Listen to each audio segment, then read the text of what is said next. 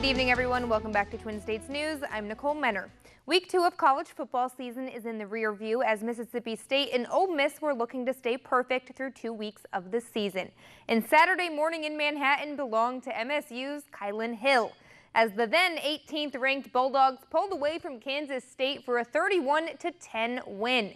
Hill led all SEC running backs in Week 2, scampering for a career-best 211 yards on 17 carries. His efforts led him to SEC Offensive Player of the Week honors. Hill became the 9th Bulldog in program history to eclipse the 200-yard mark, and he was the first to achieve the feat since October of 2009. But it wasn't anything Hill expected going into the game. Nah, as a player, it's a dream come true. Especially me getting playing time like that, I didn't even know how many yards I had, but the team just kept me keep running. My O-line did a terrific job opening up the gaps for me to run in. They play unbelievable. Yeah, it starts with the guys up front. We talk about creating vertical and horizontal movement at the line of scrimmage, and I thought they did that.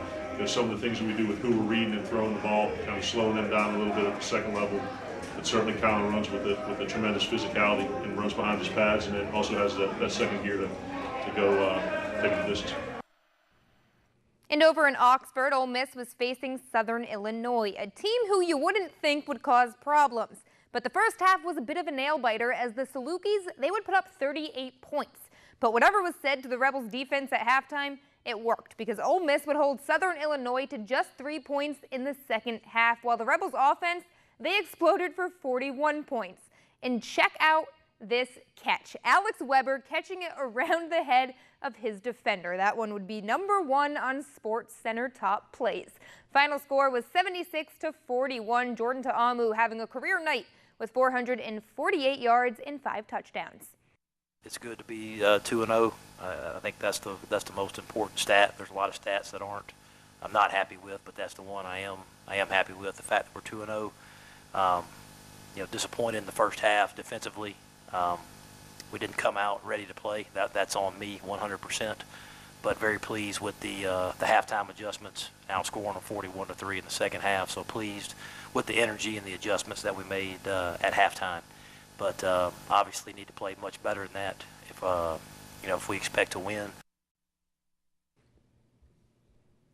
Do you remember back in school when you showed up for a test feeling like you were prepared, then the kid next to you comes in with organized notes, different colored pens, and they get the better grade?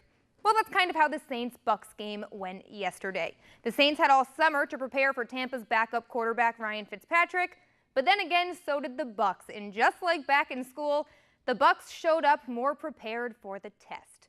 Really, it was Ryan Fitzpatrick. He came more prepared for it. The 35-year-old starting in place of a suspended Jameis Winston, and he owned the Superdome. First quarter, he launches one to Deshaun Jackson for a 58-yard touchdown, and things would be tied up at 7. But here we go. Drew Brees would match that.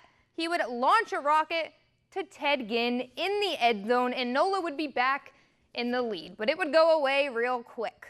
Third quarter, and the Bucks in front by 10. Already 34 points on the board, and Fitzpatrick strikes again, finding Mike Evans. They would be up 48-32 in the fourth, and we almost saw a Saints comeback. Breeze to Alvin Kamara, who played 81% of snaps on Sunday with a career-high 3 touchdowns. The Saints would go for 2 more, and they would get it. They were down by just 8, but they were out of timeouts, and Fitzpatrick, he dominated. He had a career-high 417 passing yards with 5 touchdowns. The Bucks win it 48-40 in the highest-scoring Week 1 game in NFL history. Let me ask you this.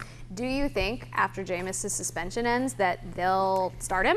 I don't think so because I can't imagine that Fitzpatrick is going to do the same. so well. Paid the most money. I don't know. That's how they do it. I have Jameis on my bench, so I'm just thinking about it. I can't believe that happened. I think that was the most shocking. Fitzpatrick has been a starter before. He held that up maybe 2 or 3 weeks and somebody took his position. Okay. He's a right now type of guy. He'll do right now. He's and doing 35 quite well. years old, a 14-year vet, and he comes out and the Saints defense just didn't know what to do. Couldn't stop him. And a fun fact, the Bucks offensive coordinator used to coach at Southern Miss, and I can't think of his name right now, but Monken. Todd Monken. Yes.